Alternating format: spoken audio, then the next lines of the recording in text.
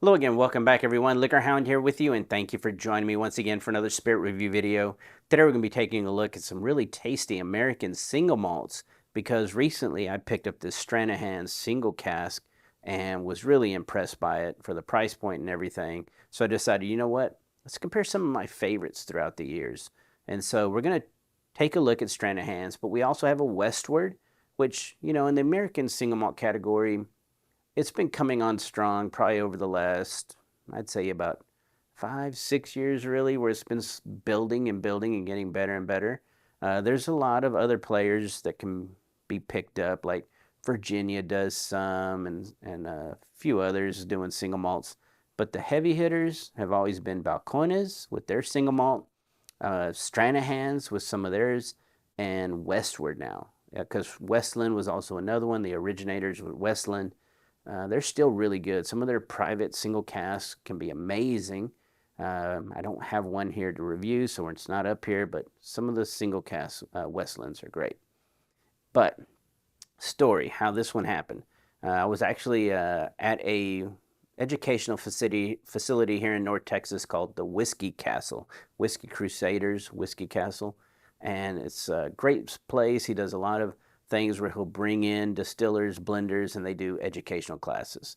So he invited me to come meet Justin Aiden, the new blender, for them because he knows I blend for St. Sally Iron Root.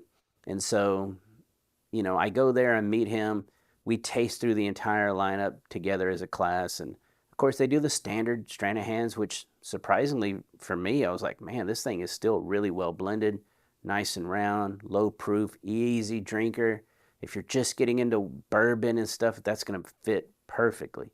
Then we taste through some of their special editions, like the Diamond Peak and the Snowflake that only comes out once a year. And again, great whiskeys. Prices on those kind of start hitting towards $100 and so on. But when I hit this one, 115 proof single barrel Stranahan's, um, it was priced at like $55. That's the one that I was like, oh my goodness, the price to quality ratio is perfect. It's full flavor. It's very viscous because it's got the proof. And so I picked up that bottle. I'm going to review that for you. From there, we're going to go over to Westward, not Westland, almost said it. Now, Westward, I actually met Otis and Miles. Miles Monroe's the head distiller, and Otis is like the barrel room manager. They came to ADI, the American Distillers Institute up at Iron Root, and I got to meet them and really become, understand what all they're doing, and they got to see what I was doing. And so this particular cask is a pick that Miles did with the Kitsap Whiskey Group out of Washington. And Kitsap, very solid group. I know a few of the members there have come down to Iron Root, and I've got to visit with them before. But this is called, it's bottle 9, but this is called For John Love Miles. It's their second pick. 129.7 proof. So from 115, we're going to go to 129.7. But this is a Hungarian oak cask. And from my understanding, it was the first Hungarian oak, and I don't know if they're going to do any more, that they've ever released as a single cask. Now then, from there, we're going to go to my other good friend, Jared Hempstead at Balcones. Now, Jared's a fantastic distiller. Emma's their blender. And this one, I actually picked up at the distillery. Let's see. It's a single barrel, and it's one of the oldest ones I've ever seen from them. Aged in a used Kentucky barrel, married into new American oak barrels, and then transferred into used Kentucky bourbon casks for a total of 98 months. Over 8 years old for this one. It is 124.8 proof. So a little lower than Westward, but I have it at the end because I know how concentrated and dense those flavors are. That needs to go last. Now, I looked over here and I saw this cork because Westward, the only thing, and I know they know about this, y'all have got to change these corks. They're pressed corks with a lot of, they kind of shed a lot into the whiskey, and then they draw up for some reason. They really draw up, and they'll end up being loose. So you got to, if you get these bottles, watch the corks carefully. You might have to replace them. Okay, on to the review. Stranahan's, gotta love the packaging. Nowadays they have a flatter back. They used to be totally round, but this is a custom bottle. It's got embossing all over it with their story and the name. Of course, it still comes with the traditional 2.5 ounce little shot glass in there that screws on top now. It used to not. But beautiful packaging, solid bottle. All right, here we go. 115 proof on this one. Caramel and custard here. Apricots, apricot jam. A little bit of like a dried orange peel. Baking spices. But the apricot jam is just pouring throughout this thing. Moderate, good medium oak. That's about it. And let's go to the taste here at 115 proof.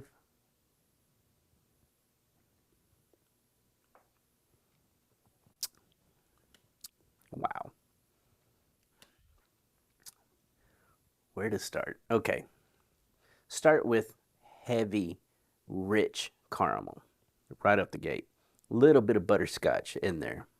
Caramel, little butterscotch as the sweetness. Massive amount of apricot jam, apricot jelly. That's in there. Boom, right up front. That hits.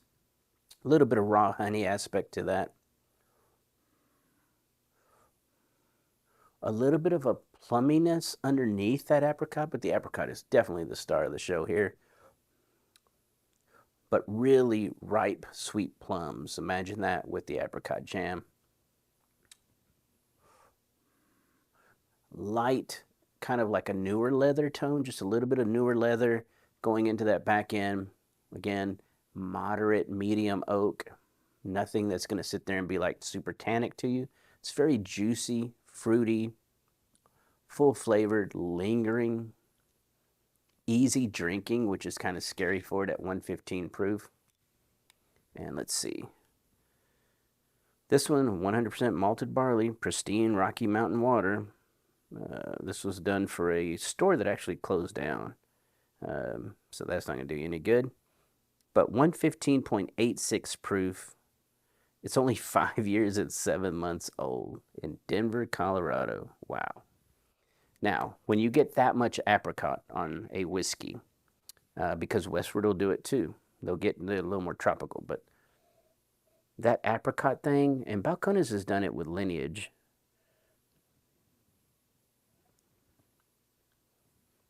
Can sometimes be attributed to the yeast, which is great because, you know, a lot of people don't think about yeast. They always think about the grains, but the yeast can play a huge factor in flavor profiles. And the yeast that does this is actually a beer yeast, a little faster fermentation, but that apricot kick is huge when it happens. And I love it. And so this one, fantastic.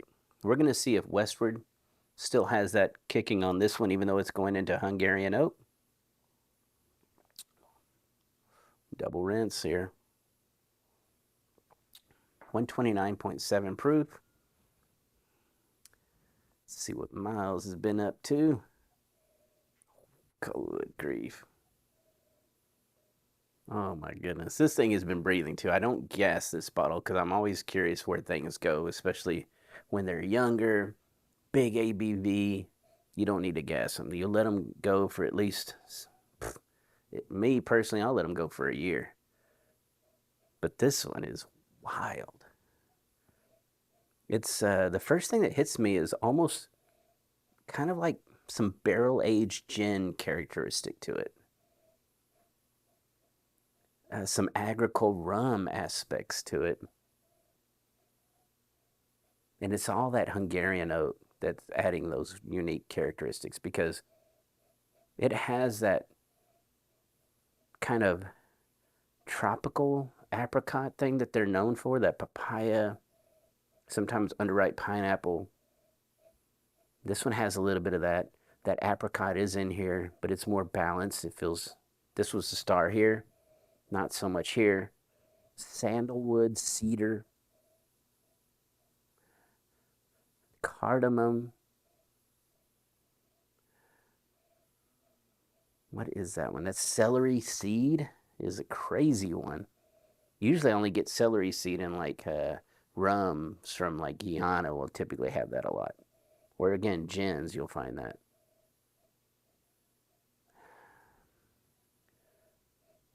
But you get darker, you start going deeper, you'll get into that kind of dates territory for this one.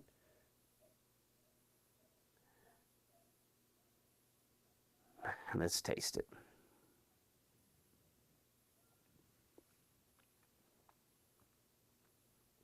Oh, he's a wild card. Ooh. So huge, ramping up, chocolate, cola nut. Okay, oof. Let's see if we can make heads or tails of this one.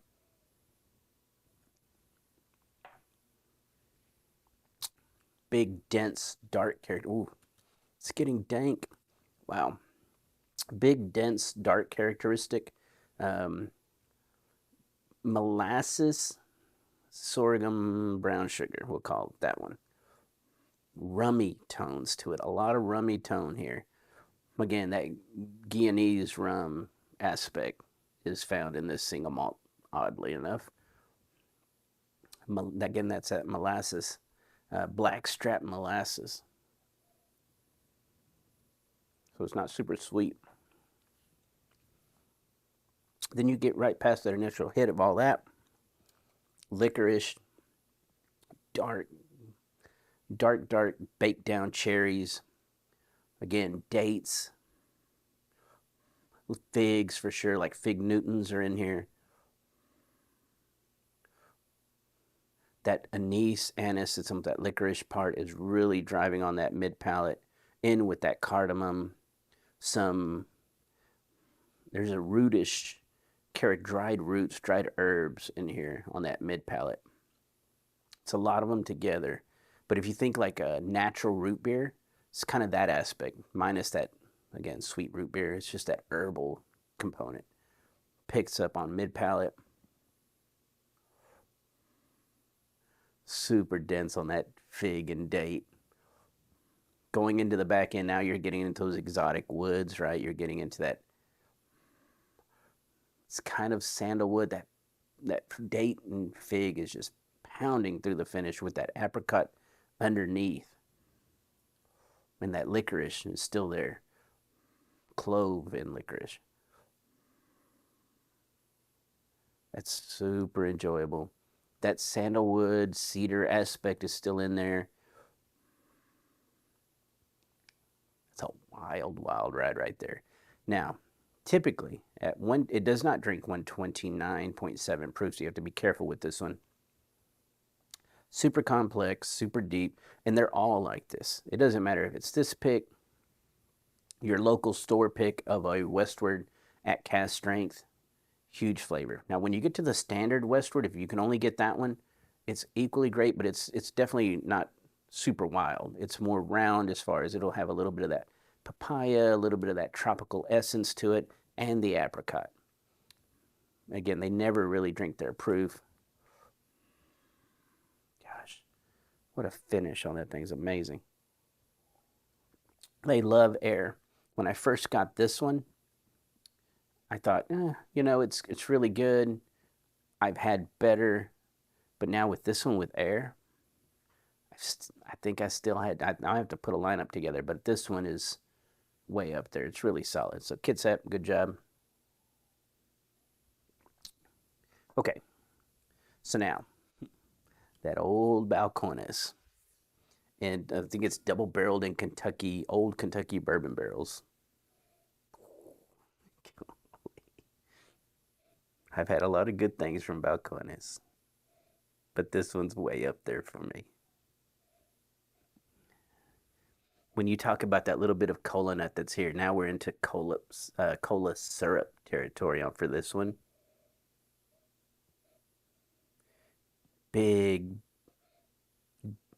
cooked down caramel, starting to burn a little bit. It's starting to get into that, again, kind of creme brulee-ish essence with the berries, custard, burnt sugars. Definitely on the apple spectrum, right? But these apples have been baked down with a little cinnamon on top, and again, that brown sugar. Orange oil is heavy here and integrated super well. Brandied cherries.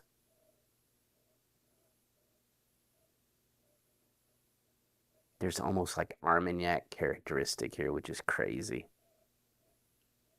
But when you start getting into that real deep concentrated fruits, it's what that reminds me of.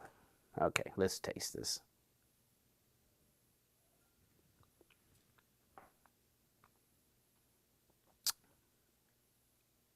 Boom. Wow. This one takes a little bit to hit. It's almost like throwing a rock down a well. It's building, it's intensifying. Flavors are just rolling. But let's start from the beginning.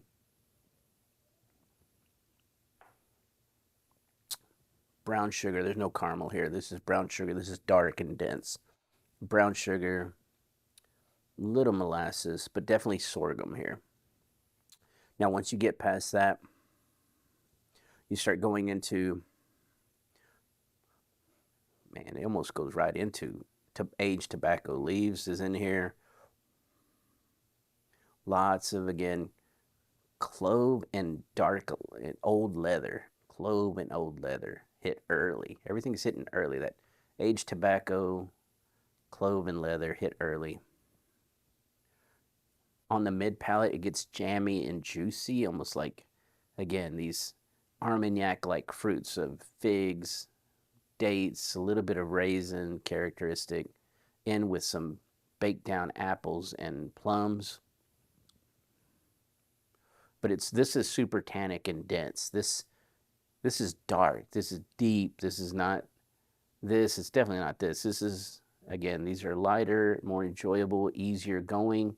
This one starts getting really complex and could come off as, you know, different and unique for sure. And then here you're into that heavy, savory tone of whiskey where it's not drying. It's not so tannic that it's drying like a pecan or an orange pith or anything like that, but there's a lot of oak here.